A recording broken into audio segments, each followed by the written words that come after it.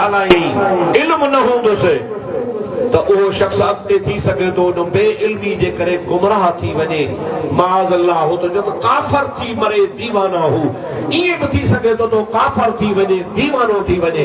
पर जंहिं वटि मुंहिंजे मुस्तफ़ा करीम जे इल्म जो ज़रड़ो बि हूंदो त बेड़ा ई पार थी वेंदा।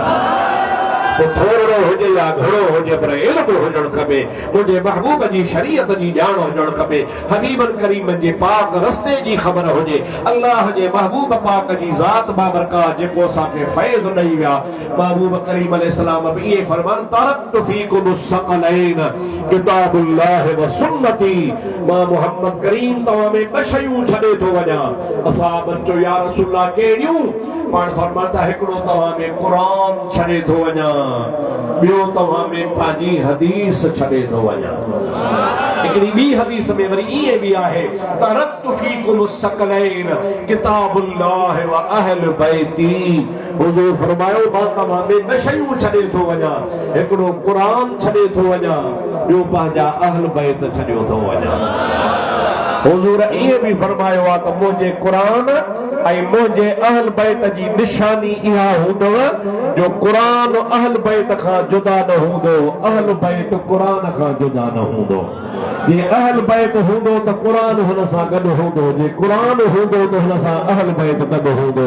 मुंहिंजा दोस्त अज़ीज़, असीं सोणे नबी करीम जे बचड़नि जा ग़ुलाम आहियूं। अहल बैत जी मुहबत असांजो ईमान आहे। पर मुंहिंजा दोस्त जेकॾहिं वरी अहल बैत हुजे, वरी आलिम हुजे, वरी शरीयत जो पाबंद हुजे, वरी मुंहिंजे महबूब पाक जो सचो आशिक हुजे त पोइ त सोन ते सुहागो। तव्हां वरी छा चवंदा हो? शाह साहब खे पढ़ाईंदा हो। सैयद अकबर माफ़ करियो। तव्हां वरी छा चवंदा हो? अबा सैयद मेरो त बि 5 सेरो। सैयद मेरो हिकु त तव्हांजो इहो चवण ई ग़लति आहे। ख़ुदा जो कसम अथव तव्हांजो मुंहुं बि घणो करे कापे ॾे आहे।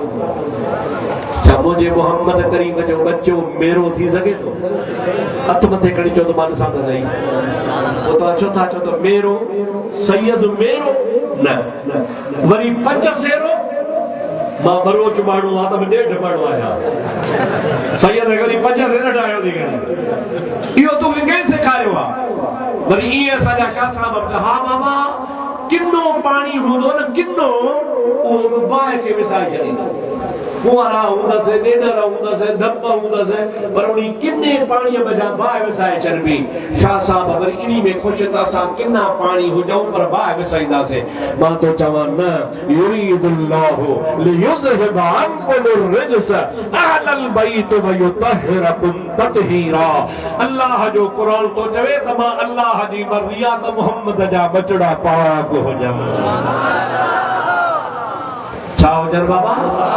ॾाढे छा हुजनि?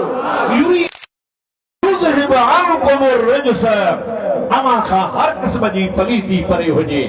आले रसूल हुजे चओ सुभान अल्लाह। मुस्तफ़ा जो बचड़ो हुजे चओ सुभान अल्लाह। वरी शरीयत जो पाबंद हुजे। उनखे मेरो पाणी गंदो पाणी न चइजां, 5 सेरो न चइजां।